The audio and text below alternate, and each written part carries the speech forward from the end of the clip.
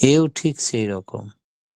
তোমরা নাম ধ্যান ভজন করতেই থাকো, একেবারে লেগে থাকো, আর একদিন না একদিন বিধাতা প্রকট হয়ে ধরা দেবেনই দেবেন।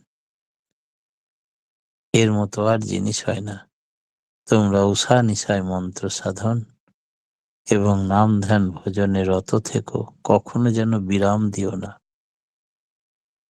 সৎনাম সর্বরোগ হরহরি। একদিন শ্রী ঠাকুর কথা প্রসঙ্গে বলে ফেললেন, সৎনাম হচ্ছে সর্বরোগ হরহরি। সৎনাম করলে রোগ শোক দুঃখ দুর্দশা অভাব অনটন চিন্তা দুশ্চিন্তা গ্রহ ফাঁড়া যা কিছু অসুবিধা অশান্তি সব ঠিক হয়ে যায়। তাই সৎমন্ত্র দীক্ষা পাওয়া মানে সব পেয়েছি আসরে যোগদান করা। গুণে গুণে বলা যাবে না কোনটা কোনটায় আপনি রিলিফ পাবেন আর কোনটা কোনটায় পাবেন না। পৃথিবীতে যত সমস্যা আছে সব সমস্যার সমাধান জানে শিষ্ট প্রতিষ্ঠান। তাই একেবারে সর্বরোগ হরহরি, তার নাম সৎনাম। সব এসে পড়ে কখন ঠাকুর? ঠাকুর বললেন, পতঞ্জল দর্শনে আছে, তজ্জপ তদর্থ ভাবনঞ্চ। দুটো মিলিয়ে করলে সব এসে পড়ে। শুধু জপে হবে না, জপ সহ অর্থ ভাবনায় সব এসে পড়ে। অর্থাৎ জপের অর্থ কি তা অনুভূতির সঙ্গে ভাবনার সঙ্গে ফিলিংস নিয়ে নাম করলে সব সময় সব তদর্থ ভাবনাঞ্চ। জপ করতে করতে তদ্ভাবে ভাবিত হয়ে অনুরাগ ভরে নাম করলেই সব হবে। পিণ্ডি মন ব্রহ্মাণ্ডী মন কাকে বলে ঠাকুর?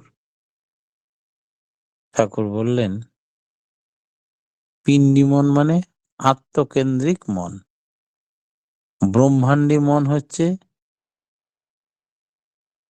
যা ইষ্টে কেন্দ্রায়িত হয়ে বিস্তার ও ব্যাপ্তি পরিক্রমায় চলে, সকলের কথা ভাবে, শুধু সংকীর্ণতা ভাবে, নিজের কথা ভাবে না। এই হচ্ছে ব্রহ্মাণ্ডী মন। যারা বেশিরভাগ মানুষই পিণ্ডি মনের, যারা তাদের স্বর্গের দরজা খোলে না। এই দরজায় আটকে যায় তারা। ব্রহ্মাণ্ডী মন সকলের কল্যাণের জন্য ব্যাপ্ত আকারে সকলের কথা ভাবে, তখন স্বর্গের দরজা খুলে যায়। ধ্যানে কি চিন্তা করতে হবে ঠাকুর? ধ্যান সম্পর্কে শ্রী ঠাকুর একদিন বললেন, আমরা যে ধ্যান করি তাতে যদি এইভাবে চিন্তা করি, কি করেছি কি করিনি, কি করতে হবে, ইষ্ট কি বলেছেন করতে, ঠাকুর কি করলে খুশি হবেন, কার কাছে যাব, কিভাবে কি করব, কোনো প্রবৃত্তির দরুন কাজে অসুবিধা হচ্ছে কিনা, এইভাবে সবগুলিকে যদি অ্যাডজাস্ট বা নিয়ন্ত্রণ এবং কনসেন্ট্রিক বা সুকেন্দ্রিক করে তোলা যায়, তখন সেই সিদ্ধান্ত অনুযায়ী কাজ করা যায়, তবে জব্বর জিনিস হয়। এর ভেতর দিয়ে সবগুলি প্রবৃত্তির খেলা করতে থাকে, ইষ্টানুগ চিন্তার মধ্যে দিয়ে একটা সার্থক বিন্যাস হতে থাকে। এই হলো ধ্যানে চিন্তার মাধ্যমে সুষ্ঠু সমাধানের পন্থা। এই সঙ্গে জপ করতে হয় অর্থ ভাবনার সঙ্গে। এই অর্থ ভাবনাঞ্চ ভাব না থাকলে শুধু শুধু মেকানিজম নাম করলে কিছু হয় না, অনুভূতি থাকতে হবে।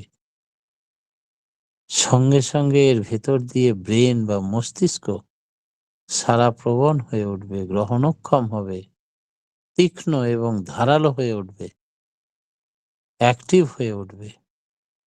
অভ্যাস ব্যবহারও নিয়ন্ত্রিত হতে থাকবে। চলন চরিত্র উদ্গতিমুখী হয়ে আলাদা এক দেবময় রূপ নেবে। এই করতে করতে সাধারণ মানুষ দেব মানুষে পরিণত হবে। ধ্যানের চিন্তা করতে করতে, ধ্যানময় হয়ে, মগ্ন হয়ে, লগ্ন হয়ে, যোগযুক্ত হয়ে থাকতে হবে সদা সর্বদা তাঁর সঙ্গে। তাহলেই মানুষের সদা সর্বদা যেন তিনি বিরাজ করেন মনে, প্রাণে, ধনে, অন্তরে, অন্তরিক্ষে। এমন ভাবে নাম করতে হবে। তজ্জপস্ত দর্থ ভাবনঞ্চ। এটা কিভাবে হবে ঠাকুর? ঠাকুর বললেন, ধরেন আমি বেটা ছেলে, কোনো মেয়ের পরে টান পড়লো। যেমন বিল্বমঙ্গলের চিন্তামণির উপরে অগাধ টান হয়েছিল। পূরণ, পোষণ, রক্ষণ, প্রীতিকরণ সবকিছুর মধ্যে দিয়ে ওই চিন্তা চলে। মনে ওই ভাবনাইল শুধু লেগে থাকে। সবটার মধ্যে দিয়ে ওই বুদ্ধি শুধু আঁটতে থাকে। একেই কয় ধ্যান। জপ করছি, তা কোথায়, কি করে অর্থান্বিত হলো, কি তার অর্থ সার্থক হলো কোথায় আমার জীবনে, কিভাবে এইসবগুলো তজ্জপস্তদর্থ ভাবনঞ্চ এই রূপে চিন্তার সাথে সাথে আসে। ভক্তি না আসলে সব আসা কঠিন হয়। ভেতরে ভক্তি থাকতে হবে, তবেই তৎচিন্তা ভাবনা নিয়ে নাম হবে। পতঞ্জল দর্শন এই নামেই সিদ্ধির কথা বলেছেন। ঠাকুর যে কথা বলছেন, পরম প্রেমময় শ্রী শ্রী ঠাকুরের রাঙারাতুল চরণে প্রতিপ্রত্যেকে সার্বিক মঙ্গল প্রার্থনা জানিয়ে আজকের মতো আমার ক্ষুদ্র বক্তব্য এখানেই শেষ করলাম। জয় গুরু।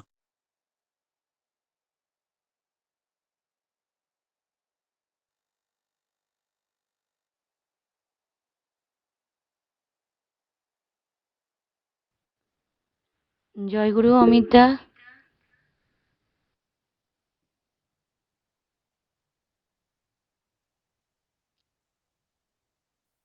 জয়গুরু। রুমা, আপনি বলুন না। হ্যাঁ, প্রেমা বল। জয়গুরু। শ্রদ্ধেয় দাদার মুখে আমরা এতক্ষণ ইষ্ট প্রসঙ্গ শুনলাম। পরম দয়ালের রাঙারাতুল চরণে দাদার সার্বিক মঙ্গল প্রার্থনা করি। দাদা ইষ্টচ্ছল, ইষ্টমুখী এবং দীর্ঘায়ু জীবন কামনা করি পরম দয়ালের রাঙারাতুল চরণে, এবং দাদার এই সুমধুর কণ্ঠ থেকে যেন আমরা আরও আরও পরম দয়ালের কথা শুনতে পাই, সেই আশায় থাকলাম। এবং দাদা যেন আমাদের সেই অমৃত পথযাত্রী করে অমৃত সাগরে আমরা যেন সবাই হাত ধরে পাড়ি দিতে পারি, সেই অপেক্ষায় থাকব। দাদার যেন ভালো থাকে, সুখে থাকে এবং পরম দয়ালকে নিয়ে আনন্দে ভরপুর হয়ে থাকে, এই কামনা করি দাদা। ভালো থাকবেন দাদা। জয়গুরু। এবারে